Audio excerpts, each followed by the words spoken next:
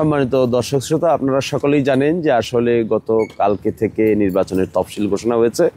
নির্বাচনী আচরণ বিধি অনুযায়ী ৪৮ ঘন্টার ভিতরে নির্বাচনের যে সমস্ত ব্যানার, ফেস্টন, পোস্টার, প্রচার ম্যাটেরিয়াল আছে সেই সবগুলোকে ৪৮ ঘন্টার ভিতরে নামিয়ে ফেলার নির্দেশ দেওয়া হয়েছে। একই সাথে আলোকসজ্জা সহ যত ধরনের প্রচার ম্যাটেরিয়াল আছে সবগুলোকে আপাতত বন্ধ করে নামিয়ে দেওয়ার নির্দেশ দেওয়া হয়েছে। সংশ্লিষ্ট ব্যক্তিরাই তা করতে হবে, যেহেতু এটা একটা আইন, রাষ্ট্রের আইন, নতুন আইন জারি হয়েছে, নতুনভাবে নির্বাচন হবে বাংলাদেশে। সেই জন্য আমাদের পোস্টার আমরা নিজেরাই এগুলো ছড়িয়ে দেওয়ার ফেলে দেওয়ার চেষ্টা করছি। এবং এখানে শুধু এই জায়গায় না, আমরা ২ থানায় যেখানেই আমাদের এই পোস্টার লাগানো হয়েছে, ফেস্টন লাগানো হয়েছে, সেগুলোকে আমরা নিজ দায়িত্বে ছুটিয়ে ফেলছি। তো আমি আশা করব সকলেই রেসপন্সিবল দায়িত্ব পালন করবেন এবং এই পোস্টার, ফেস্টন কিংবা অন্য যে সমস্ত প্রচার ম্যাটেরিয়াল যারা করেছেন তারা এগুলোকে ছুটিয়ে দিবেন। এবং আপাত অর্থে আবার যখন তো নির্বাচনের প্রচারণার সময় আসবে, সরকার কর্তৃক ঘোষিত প্রচারণার সময়, তখন আপনারা এখানে নিজ নিজভাবে এই পোস্টার লাগাতে পারবেন।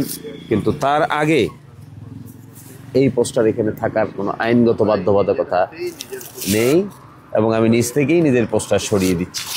আইনের প্রতি শ্রদ্ধাশীল থাকা উচিত আমাদের সকলকেই, এবং যতক্ষণ আমরা আইনের প্রতি শ্রদ্ধাশীল থাকব না ততক্ষণ পর্যন্ত আসলে প্রকৃত অর্থে দেশ ঠিক করা খুব কঠিন হবে। বক্তৃতা দেওয়া যায় এক জিনিস, আর বাস্তবে কাজ করা আসলে প্রকৃত অর্থেই অন্য জিনিস। তা আমি এক্সপেক্ট করব সকল প্রার্থীরা আইনের প্রতি শ্রদ্ধা প্রদর্শন করবেন এবং এক ধরনের উদাহরণ বা দৃষ্টান্ত স্থাপন করবেন।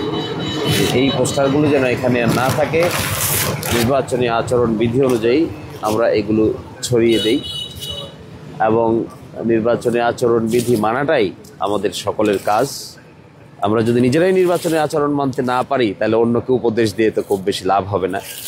এই জন্য এটা আমি আজকে উদ্বোধন করে গেলাম। আমাদের হাতে যদিও আর ৪৮ ঘন্টা সময় আছে গতকালকে থেকে, তো এই ৪৮ ঘন্টার সময়ের প্রথম দিন যাচ্ছে। তো আমরা চাই আমরা সকলে আইন মানি, আইনের প্রতি শ্রদ্ধাশীল হন। আমরা নিজেরাও তা করতে চাই না, কেউ করুক সেটাও আমরা চাই না। তো এরই ভিত্তিতে আগামী নির্বাচন অনুষ্ঠিত হোক আইন মেনে, এই প্রত্যাশায় সকলকে ধন্যবাদ জানিয়ে আজকের মতো এখানে বিদায় নিচ্ছি। আল্লাহ হাফেজ।